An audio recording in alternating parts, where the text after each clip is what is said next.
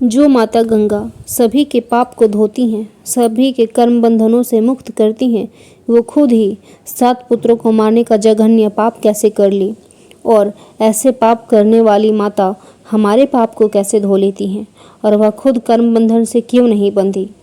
ऐसा उनका दिल कैसे कठोर हुआ जो अपने ही पुत्रों को अपने ही गंगा नदी में बहाकर मार डाली। तो चलिए आगे की कहानी से हम पूरी तरह से इन बातों को समझ सकेंगे। धारा बन बहती गंगा की ममता, धारा बन बहती गंगा की ममता, बेटों को दी मुक्ति की वंदना, आंसू छुपा के किया कर्म महान, हर माँ नहीं बन सकती भगवान। कभी कभी माँ का प्रेम त्याग की पराकाष्ठा होता है, जहाँ उसकी ममता मुक्ति का मार्ग बन जाती है।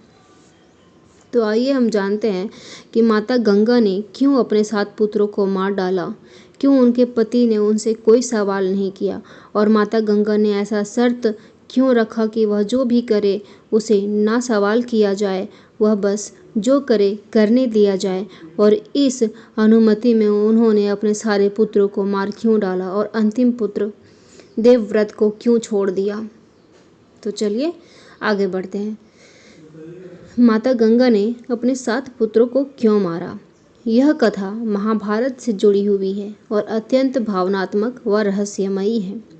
बहुत समय पहले 8 वसुओं जो कि स्वर्ग के दिव्य देवता हैं, एक बार ऋषि की गाय चुरा ली थी। उस गाय को चुराना पाप था। ऋषि ने क्रोधित होकर श्राप दिया कि वे सभी वसु पृथ्वी पर जन्म लेंगे। जब वे क्षमा मांगने लगे तो ऋषि ने कहा, 7 वसु तो जन्म लेते ही मृत्यु को प्राप्त होंगे और 1 वसु को पूर्ण जीवन जीना होगा। 7 वसु तो क्षमा मांगते हुए अपनी मुक्ति का साधन ढूंढ लिए कि वे जन्म लेते ही मृत्यु को प्राप्त होंगे, परंतु 1 पुत्र जिसे जीवन भर कष्ट भोगना पड़ा। अब वसुओं ने माता गंगा से प्रार्थना की कि वे उनकी माँ बने और उन्हें इस श्राप से मुक्त करें। माता गंगा ने भी वचन दे दिया। गंगा का वचन। अब माता गंगा ने राजा शांतनु से विवाह किया, लेकिन एक शर्त रखी, तुम मुझसे कोई प्रश्न नहीं करोगे, नहीं तो मैं चली जाऊंगी। और शांतनु यह शर्त मान क्यों गए, क्योंकि वह जब एक बार स्नान को गए तो गंगा किनारे एक युवती बैठी हुई थी, जिससे वे उनकी सुंदरता से मोहित हो गए और उनके पास विवाह का प्रस्ताव रखा। वह युवती कोई और नहीं माता गंगा थी। उसने इस प्रस्ताव को स्वीकार कर लिया और एक शर्त रखी कि मैं जो भी करूं, आप मुझसे कोई सवाल नहीं करेंगे। यदि आपने सवाल किया, मैं उसी क्षण आपको छोड़कर चली जाऊंगी। फिर भी राजा शांतनु ने इस प्रस्ताव को स्वीकार किया, क्योंकि वो बहुत ही अधिक सुंदर थी। अब राजा मान जाते हैं। हर बार जब गंगा एक पुत्र को जन्म देती है, वह उसे नदी में बहा देती। राजा दुखी होता, पर वचन के कारण कुछ न कह सका। जब 8वां पुत्र हुआ, राजा से रहा नहीं गया। उसने पूछ ही लिया, तुम क्यों हमारे बच्चे को मार रही हो। तब गंगा ने सच बताया, ये वसु थे, मैं उन्हें मुक्ति देने आई थी।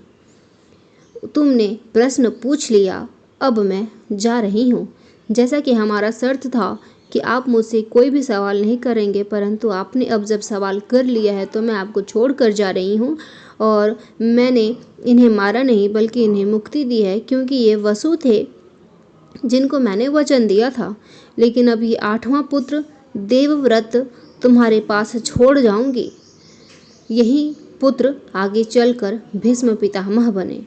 8वां पुत्र देवव्रत ही भीष्म पितामह बने, जिससे हमें यह सीख मिलती है कि हर कर्म का फल होता है। इवन देवता भी नहीं बचते। और सोचो, भीष्म पितामह को एक छोटी सी गलती से कितना बड़ा सजा, पूरा जीवन ही कष्टमय रहा, और वह एक था मात्र गाय को चुराना। इसलिए अपने कर्मों पर हमेशा सचेत रहें कि आप क्या कर रहे हैं। क्या पता आपको क्या भोगना पड़े उसके प्रतिफल में। हर कर्म का फल यहाँ तक कि देवता भी भोगते हैं। माता गंगा ने कोई पाप नहीं किया, बल्कि श्राप से मुक्ति दिलाई। आज का पल ही है जीवन का सच, कर्म से ही रचता है भाग्य की रचना। जो बोओगे वही काटना पड़ेगा, कर्मों का ही हिसाब कल मिलेगा।